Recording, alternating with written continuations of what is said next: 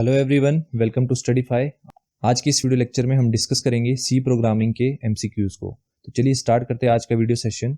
देखते हैं question number first, who invented C language. तो सी लैंग्वेज को इन्वेंट किया था, राइट आंसर हो जाएगा option number A, Charles Babbage. Next है question number two, C language is a successor to which language. C language को successor माना जाता है बी लैंग्वेज का, तो राइट आंसर हो जाएगा ऑप्शन नंबर डी। नेक्स्ट है question number third, C is dash type of programming language.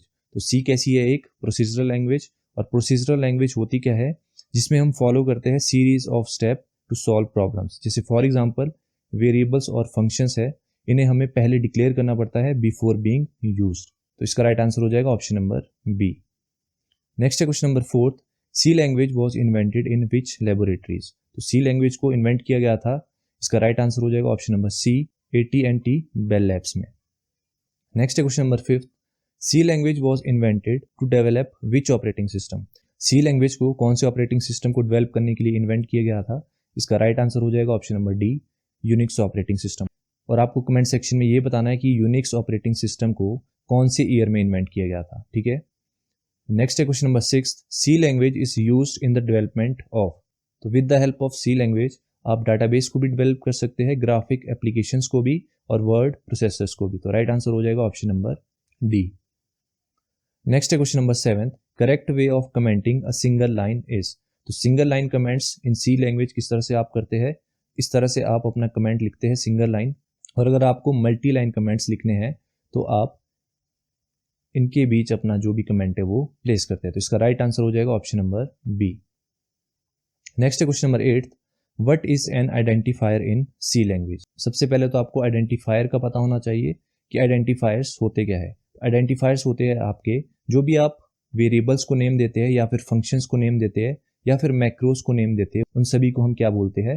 Identifier. तो इसका राइट आंसर क्या हो जाएगा? All of the above. Next है question number nine, an identifier may contain. Identifier को लिखने के लिए हम किन किन चीज़ों का यूज़ कर सकते हैं? हम अल्फ़ाबेट्स का यूज़ कर सकते हैं, अंडरस्कोर का यूज़ कर सकते हैं, और नंबर्स का हम यूज़ कर सकते हैं। तो इसका राइट आंसर क्या हो जाएगा? Option number D, all of the above. Next है question number 10, each statement in a C program should end with. तो हर एक स्टेटमेंट को टर्मिनेट करने के लिए हम यूज़ करते हैं सेमीकोलन का। तो राइट आंसर हो जाएगा ऑप्शन नंबर ए। नेक्स्ट है question number 11, which programme will give you output hello world.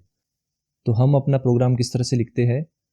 Main function हम सबसे पहले लिखते हैं, उसके बाद हम यूज़ करते हैं प्रिंट एफ और स्कैन एफ का। अगर आपको प्रिंट करना है तो आप सिंपली सी लैंग्वेज में किस चीज़ का यूज़ करते हैं? प्रिंट एफ का। तो इसका राइट आंसर क्या हो जाएगा? Option number B.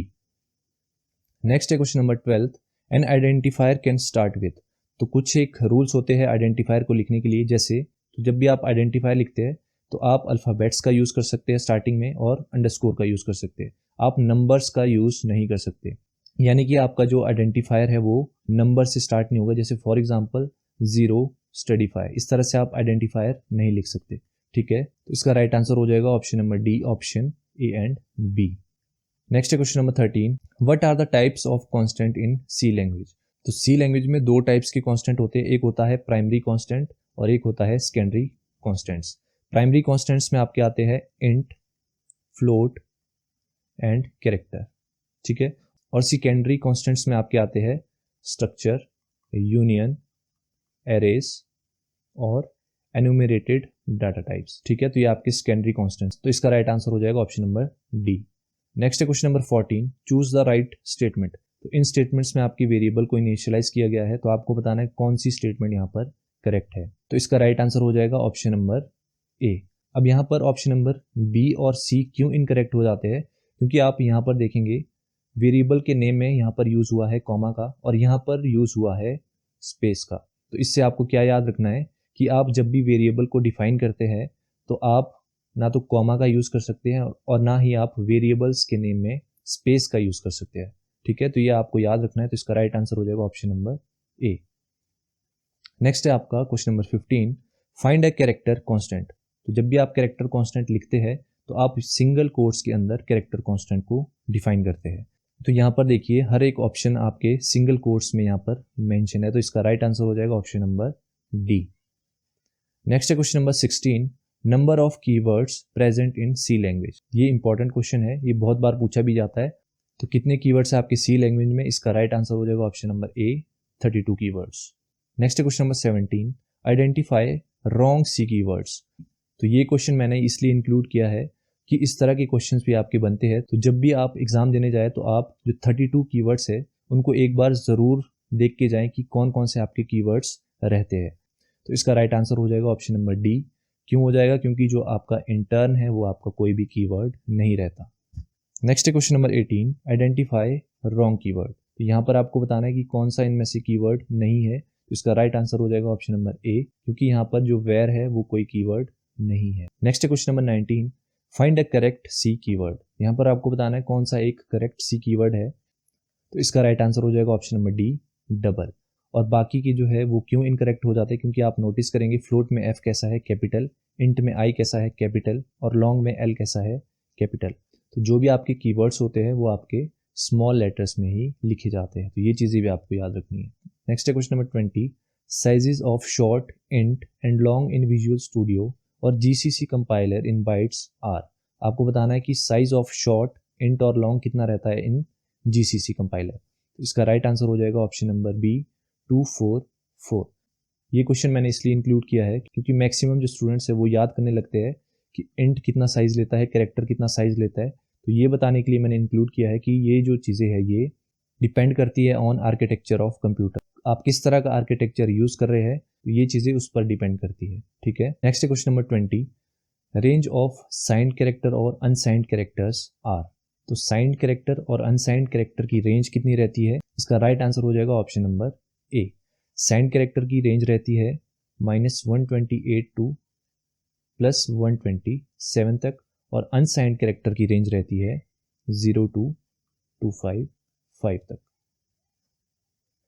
Next question number 22, ranges of signed int and unsigned int are. तो साइंड इंट की रेंज रहती है -32768 टू 32767 तक, और अनसाइंड इंट की रहती है 0 to 65535। तो ये चीज़ें आपको याद रखनी है। इसका राइट आंसर हो जाएगा ऑप्शन नंबर बी। नेक्स्ट है question number 23, range of float variable is. तो फ्लोट वेरिएबल की कितनी रेंज रहती है? इसका राइट आंसर हो जाएगा option number D. Left most bit 0 इन साइंड रिप्रेजेंटेशन इंडिकेट्स। तो लेफ्ट मोस्ट बिट अगर आपका 0 है तो ये क्या इंडिकेट करता है? तो ये इंडिकेट करता है एक positive number. Next question number 25, if you do not specify a storage class for a variable. अगर आप किसी भी वेरिएबल के लिए स्टोरेज क्लास को स्पेसिफाई नहीं करते तो आपके पास क्या चीज़ शो होगी? क्या आपके पास कंपाइल टाइम एरर शो होगा? क्या आपके पास कंपाइलर की वार्निंग शो होगी? या फिर जो आपका जो आउटपुट है वो ऑलवेज नल होगा? जब भी आप वेरिएबल की स्टोरेज क्लास को डिफाइन नहीं करते तो बाय डिफ़ॉल्ट आपकी स्टोरेज क्लास क्या रहती है? ऑटो। तो इसका राइट आंसर हो जाएगा option number D, none of the above. Next question number 26, C was primarily developed as. तो इसका राइट आंसर हो जाएगा option number A, system programming language. Next question number 27, which one of the following is not a reserved keyword for C. तो 32 आपके reserved keywords रहते हैं। तो यहाँ पर आपको बताना है कि कौन सा आपका रिजर्व्ड कीवर्ड नहीं है। तो इसका राइट आंसर हो जाएगा option number C, main. Next question number 28, which of the following is not a correct variable type.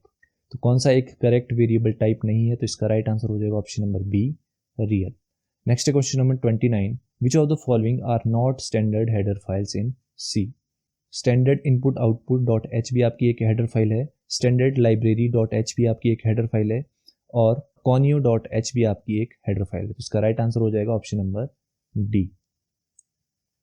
Next question number 30, every C variable must have. तो every C variable must have both type and storage class. Right answer हो जाएगा option number C. Next question number 31, find a C storage class below. तो आपको बताना है कि इनमें से कौन सी एक सी की स्टोरेज क्लास है। तो स्टैटिक भी आपकी एक स्टोरेज क्लास है, ऑटो भी, और रजिस्टर एंड एक्सटर्न भी आपकी एक स्टोरेज क्लास है। तो राइट आंसर हो जाएगा option number D. Next question number 32, what is the default C storage class for a variable. अगर आप स्टोरेज क्लास को डिफाइन नहीं करते किसी भी वेरिएबल की तो बाय डिफॉल्ट आपकी जो स्टोरेज क्लास रहती है वो रहती है आपकी ऑटो। तो राइट आंसर हो जाएगा option number B. Next question number 33, variables of type auto, static and extern are all stored in. अगर आप स्टोरेज क्लास यूज करते हैं ऑटो, स्टैटिक एंड एक्सटर्न, तो उसके जो वेरिएबल्स है वो कहाँ पर स्टोर होते हैं? इसका राइट आंसर हो जाएगा ऑप्शन नंबर बी, रैम में। नेक्स्ट है question number 34, which among the following is a local variable? तो इनमें से कौन सा एक लोकल वेरिएबल है? इसका राइट आंसर हो जाएगा option number B, auto. Next है question number 35, which among the following is a global variable? तो इनमें से कौन सा एक ग्लोबल वेरिएबल है? राइट आंसर हो जाएगा option number D, extern.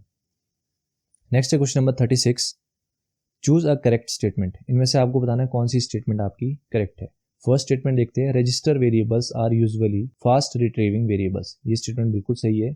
Second देखते हैं, static variables are usually maintain their values between functions call, तो ये स्टेटमेंट भी बिल्कुल सही है। नेक्स्ट स्टेटमेंट है, auto variables release their memory after block और function where they are declared, तो ये स्टेटमेंट भी बिल्कुल सही है। तो राइट आंसर हो जाएगा ऑप्शन नंबर डी। नेक्स्ट है question number 37, choose a right statement.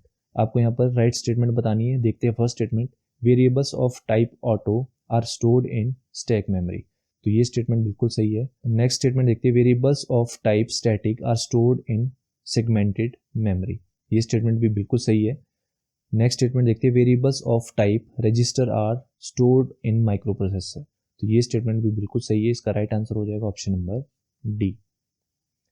Next है क्वेश्चन नंबर 38, तो इस क्वेश्चन में आपको यहाँ पर वेरिएबल्स गिवन है और आपको मैच करनी है उनकी डिफॉल्ट वैल्यू। तो चलिए देखते हैं, जो आपका ऑटो वेरिएबल्स होता है उनकी डिफॉल्ट वैल्यू कितनी रहती है? गार्बेज, ये आपको याद रखना है। और जो आपके स्टैटिक वेरिएबल्स होते हैं उनकी जो डिफॉल्ट वैल्यू वो कितनी होती है? 0। और जो आपके एक्सटर्न वेरिएबल होता है उसकी भी कितनी रहती है आपकी डिफॉल्ट वैल्यू? 0। और जो आपका रजिस्टर वेरिएबल होता है उसकी कितनी रहती है आपकी डिफॉल्ट वैल्यू? गार्बेज। तो स्टैटिक और एक्सटर्न की डिफॉल्ट वैल्यू कितनी होती है? 0। और ऑटो और रजिस्टर की कितनी होती है? Garbage default value. तो इसका राइट आंसर हो जाएगा ऑप्शन नंबर ए। तो ये सारे फैक्ट्स आप अपने नोट्स में ऐड कर लेना। नेक्स्ट देखते हैं question number 39, match the following. यहाँ पर आपके पास वेरिएबल्स गिवन है और आपको बताना है कि उनका स्कोप कहाँ तक रहता है। तो चलिए देखते हैं, जो ऑटो वेरिएबल्स होते हैं इनका स्कोप रहता है लोकल टू ब्लॉक और फंक्शंस तक की। और जो आपके रजिस्टर वेरिएबल्स होते हैं इनका जो स्कोप है वो रहता है लोकल टू ब्लॉक और फंक्शंस तक की। और जो आपके स्टैटिक वेरिएबल्स होते हैं इनका भी जो स्कोप है वो कैसा रहता है? लोकल टू ब्लॉक और फंक्शंस तक की। पर जो आपके एक्सटर्न वेरिएबल होते हैं इनका जो स्कोप है वो रहता है आपका ग्लोबल, और ये अवेलेबल रहते हैं टू ऑल फंक्शंस। तो इसका राइट आंसर हो जाएगा option number A. Next question number 40, match the following. यहाँ पर आपको लाइफ बतानी है वेरिएबल्स की। तो जो ऑटो वेरिएबल्स होते हैं इनकी life with in the block और फंक्शंस तक ही सीमित रहती है। और जो आपके रजिस्टर्स वेरिएबल होते हैं इनकी जो लाइफ है वो भी कहाँ तक रहती है? विद इन ब्लॉक और फंक्शंस तक ही। पर जो स्टैटिक वेरिएबल होता है इनकी जो लाइफ है वो कहाँ तक रहती है? Between functions call. और जो एक्सटर्न वेरिएबल है इनकी लाइफ रहती है अनटिल प्रोग्राम एंड्स। इसका राइट आंसर हो जाएगा option number A. Next question number 41, the statement below is. तो ये जो यहाँ पर स्टेटमेंट यूज हुई है ये यहाँ पर डेक्लेरेशन यूज हुई है। तो इसका राइट आंसर हो जाएगा ऑप्शन नंबर ए। और आपको डेक्लेरेशन और डेफिनेशन इन दोनों में क्या डिफरेंस रहते हैं वो भी पता होना चाहिए। तो जब भी हम डेक्लेरेशन करते हैं it does not allocate memory for a variable, ठीक है। पर जब हम डिफाइन करते हैं वेरिएबल को it allocates memory two variable, ठीक है। डेफिनेशन में हम मेमोरी एलोकेट नहीं करते, पर जब हम डिफाइन करते हैं वेरिएबल को तब हम वेरिएबल को मेमोरी एलोकेट करते हैं। तो ये पॉइंट्स भी आपको याद रखने हैं। नेक्स्ट है question number 42, if the function returns no value then it is called. जब भी कोई फंक्शन कोई वैल्यू रिटर्न नहीं करता उस फंक्शन को हम बोलते हैं वॉइड फंक्शन। नेक्स्ट है question number 43, which character is use to indicate the end of string. तो किस कैरेक्टर को यूज किया जाता है टू इंडिकेट? इसका राइट आंसर हो जाएगा option number C, null character. Next है question number 44, which of the following is a ternary operator. तो इसका राइट आंसर हो जाएगा option number A. Explicit type conversion is known as. Explicit type conversion को हम बोलते हैं कास्टिंग। नेक्स्ट है question number 46, what is the control character for a single character. तो सिंगल कैरेक्टर के लिए हम कौन सा फॉर्मेट स्पेसिफायर यूज करते हैं? इसका राइट आंसर हो जाएगा ऑप्शन नंबर ए, %C। अब फॉर्मेट स्पेसिफायर होता क्या है? जब भी हम वेरिएबल लिखते हैं इन सी लैंग्वेज तो कंपाइलर को ये बताने के लिए कि हम जो वेरिएबल है इसमें किस टाइप की वैल्यू स्टोर करने वाले हैं उसके लिए हम यूज करते हैं फॉर्मेट स्पेसिफायर का। नेक्स्ट है 47, what is the control character for a decimal integer? तो डेसिमल इंटीजर के लिए हम यूज करते हैं परसेंट डी का। नेक्स्ट है question number 48, malloc function used in dynamic allocation is available in which header file?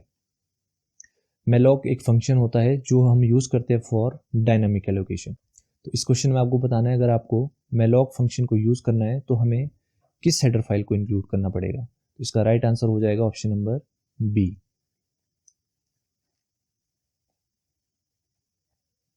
Next है question number 49, file manipulation functions in C are available in which header file? File manipulation functions आपके कौन सी header file में include रहते हैं? इसका right answer हो जाएगा ऑप्शन नंबर डी। नेक्स्ट है आज का last question, which among the following is an unconditional control structure? तो कौन सा कंट्रोल स्ट्रक्चर आपका अनकंडीशनल रहता है? इसका राइट आंसर हो जाएगा option number C, go to.